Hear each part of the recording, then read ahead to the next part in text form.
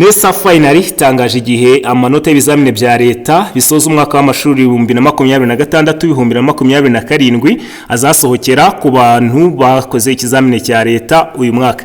Rero ni nyuma yuko twe tumaze igihe tubona amakuru y'ibihuha avuga ati ibizamini bya leta bizasohoka iki gihe iki niki, ariko Nesa nayo ntitinde kuza guhita ivuga ati aya makuru ntabwo ariyo, it's fake news. Hano tugiye kuza turebere hamwe itariki ya nyayo aya manota azasohokera, ndetse tunamenye ibyo tugomba kuza kuba twakora nk'ababyeyi dufite abana basoje gukora ibi bizamini bya leta, nk'abana twakoze ibizamini bya leta, ndetse n'abarezi twari turimo turera abana tubigisha neza kugira ngo bazakore ibizamini bya leta. Rero tudatinze reka tuze ture muri itangazo twumve atese bimeze bite. Niba ari bwo bwa mbere ugeze hano ku muyoboro Onebu Opportunity of Rwanda, wakanda subscribe, share and comment. Ku banyeshuri basoje secondary school bo hari link ya WhatsApp tuba turimo just nk'abantu baba biteguye kuba bakomezamo kwiga, aho ducisha amakuru atandukanye ya scholarship.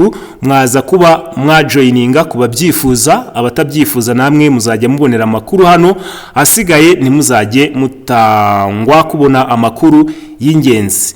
Ikigo cy'igihugu gishinzwe ibizamini n'ubugenzuzi bw'amashuri Nesa kiramenyesha abanyeshuri, abarimu, abayobozi b'amashuri, ababyeyi ndetse n'abafatanyabikorwa ko amanota y'ibizamini bya leta bisoza amashuri abanza primary reading examination n'icyiciro rusange cy'amashuri yisumbuye O level by'umwaka w'amashuri 2025-2026 azatangazwa ku wa 20 Kanama umwaka w'2026 saa 8 z'amanywa.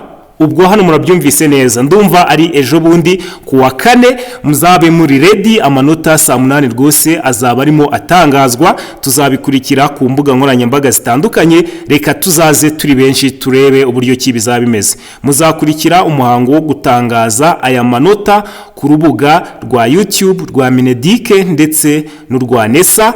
Birashoboka yuko uzabona ino live streaming n'ahandi hantu hatandukanye, for example kuri Onebu Opportunity of Rwanda cyase Uburezi TV Rwanda. Ahariho hose uzakurikira aya makuru, nkurarikiye kuzaba uhari ukamenya ngo ese ni ibiki bizaba bisabwa.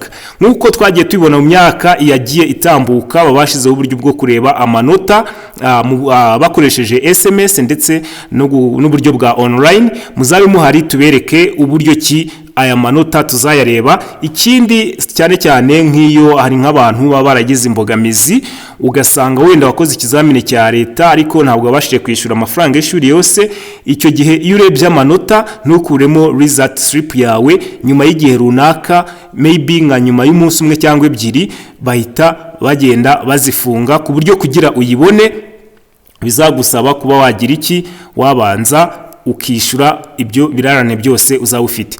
Rero hano ku muyoboro Onebu Opportunity of Rwanda tuzabereka buri kimwe cyose mukwiriye kuba mwakora kugira ngo wenda izo mbogamizi mwe kuba mwahura nazo. Ushobora kuba uri kuvuga ati wenda nzazana amafaranga y'ishuri kugira nishyure ibirarane wenda nyuma y'igihe runaka, ariko bikaba bizaba bitari vuba, ku buryo ki iyo result slip yawe ushobora kuyikenera mbere. Ari nayo mpamvu ushobora kwegera ubuyobozi bw'ikigo ukaba wabasobanurira bakaguha iyo result slip cyangwa ukayikuramo mbere, nabyo biba bishoboka.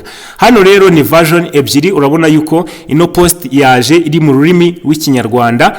Ku bantu bakunda gukoresha icyongereza na hano naho rwose baje barabivuga ngo announcement August 15th 2026, the National Examination and School Inspection Authority Nesa informs learners, teachers, head teachers, parents and stakeholders that the 2025-2026 primary reading examination and the ordinary level national examination results will be announced on August 20th, 2026 at 2 p.m. The results announcement will be streamed live on YouTube channel of MINEDUC and Nesa.